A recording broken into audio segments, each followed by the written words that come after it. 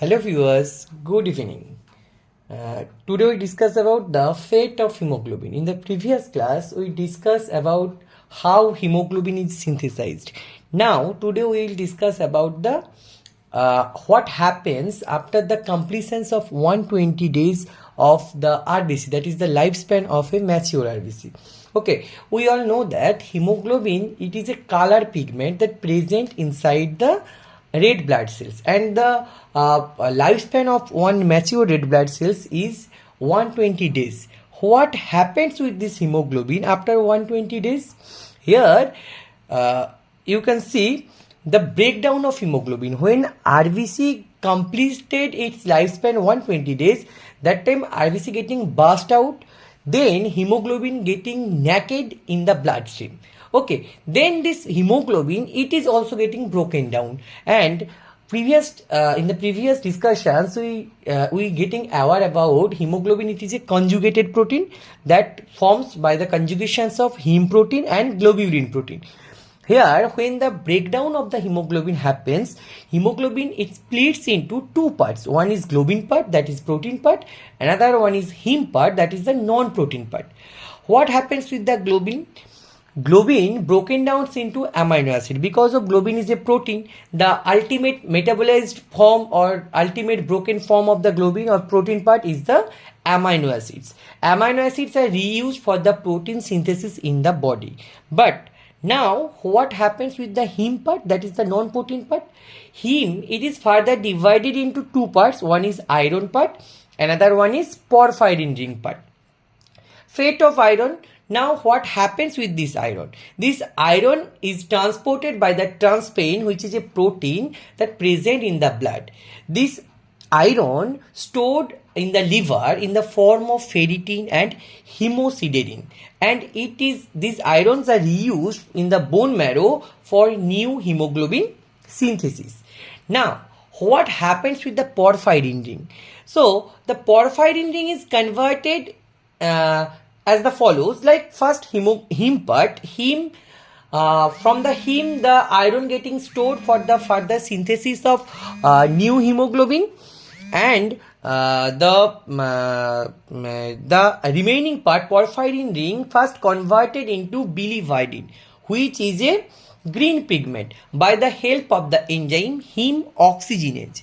Then this biliverdin converted into unconjugated bilirubin, which is yellow pigment, by the help of the enzyme biliverdin reductase.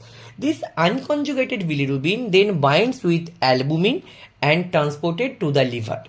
Inside the liver or in the liver, this unconjugated bilirubin binds with or conjugated with one acid, that is glucuronic acid, and form the conjugated bilirubin. Now this conjugated bilirubin excreted into the bile and enters into the intestine. In the intestine, this conjugated bilirubin converted into urobilinogen by the activity of several bacteria, and this urobilinogen, some of the urobilinogen reabsorbed by the liver that enters into the enterohepatic circulations, and some urobilinogen excreted through the kidney in the form of urobilin. That urobilin presence in the urine gives the urine yellowish color, and majority of urobilinogen converted into stercobilin gives the feces brown color, which excreted through the feces and gives the feces brownish color. Now here you can see the entire flow diagram of the fate of the hemoglobin. First, senescent RBC, after 120 days RBC getting destroyed. Then the destruction happens in the reticuloendothelial system like spleen, liver, bone marrow. Then the hemoglobin getting opened inside the blood, and this hemoglobin broken into two parts. One is dissociates into two parts. One is globin part, that is the protein part, and it convert into the amino acid, which is reused for the synthesis of protein in the body, and other part is heme part. From the heme part, iron is stored for the further synthesis of new hemoglobin, and remaining porphyrin ring, it converted into it converted into biliverdin by the help of the enzyme heme oxygenase. Then this biliverdin converted into the unconjugated bilirubin by the help of biliverdin reductase. Then this unconjugated bilirubin enters into the liver via binding with albumin, and inside the liver it binds with the glucuronic acid. It conjugates with the glucuronic acid and from the conjugated bilirubin. Then this conjugated bilirubin excreted through the bile and enters into the enterohepatic circulations, and the few amounts of urobilinogen convert into urobilin and excreted through the kidney into the urine, that gives the urine yellowish color, and most of the urobilinogen converted into stercobilin that excreted through the feces and give the feces the yellowish or brownish color. Here you can see the entire pathway flow diagram hemoglobin. Okay, thank you.